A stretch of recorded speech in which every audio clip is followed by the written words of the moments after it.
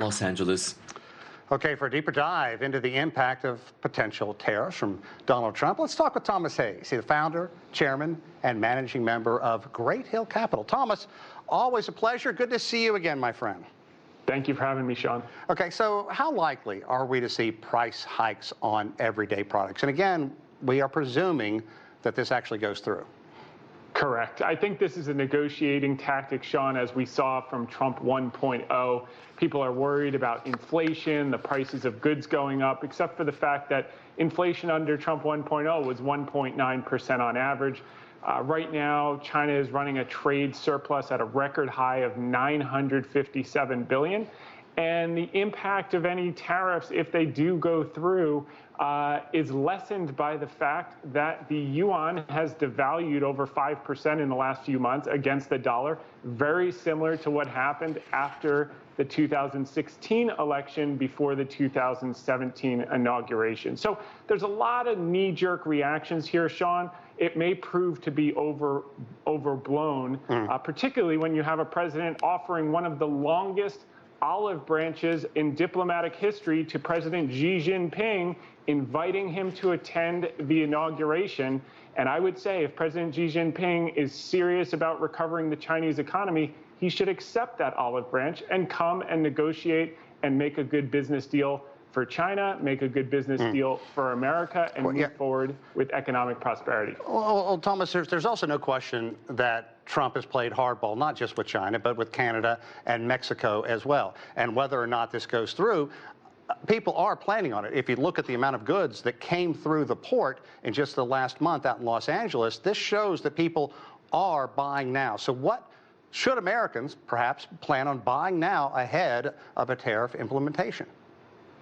I think if you make a decision, an emotional decision based on a knee-jerk reaction to headlines, I think you're doing yourself a disservice, because that money could compound invested, and if you're not taking it out of the stock market, you don't pay taxes. So if the worst case scenario happened, and as it relates to other countries other than China, and including China, this is all predominantly about fairness and reciprocity. So if Canada taxes us 10% on X, we're going to tax them 10% on Y, et cetera. So, phones, they estimate, could go up as much as 26%, vacuums as much as 19%, gaming as much as 40%, shoes as much as 14%. But you have to put this in perspective, Sean. We have the lowest percent of duties collected as a percentage of total imports in over 100 years. It's 3% of duties on total imports. If you go all the way back, first of all, this is lower than it was under Clinton. It's lower than it was under Carter. It's lower than it was under JFK, not by a little, by a lot. And for all the people worried about Smoot-Hawley tariffs in 1929 caused the Great Depression, at the Spanish flu in 1918, 5% was the total duties collected. We're at 3% now. That grew from 5% to 17% before Hawley-Smoot. So 12 years of economic prosperity before it hit a crescendo. So we have to be careful. I think this is a starting point to bring people to the table. A lot of people have come to the table at Mar-a-Lago to meet with President Trump. Trudeau came down to meet. The president of Mexico called. So let's see what Xi Jinping does. Maybe he will accept the invitation, and we will have a very promising, economically prosperous, mutually beneficial relationship moving forward. Well, but Trump has also followed through with this in the past. So let's talk about how tariffs could contribute to inflation. Many Americans are just fed up with inflation. That probably cost the Biden or Democrats the election, if you listen to what experts are saying. So is Trump using this as a threat to simply get what he wants? What's behind this? Well, it's part of it. Look, in Trump 1.0, you had 30 to 50% tariffs placed on washing machines. You had 25% tariffs placed on steel. You had 10% tariffs placed on aluminum. You had 4.1% of total tariffs were impacted by the tariffs he implemented in 2018, and yet the average inflation rate was 1.9% during his term.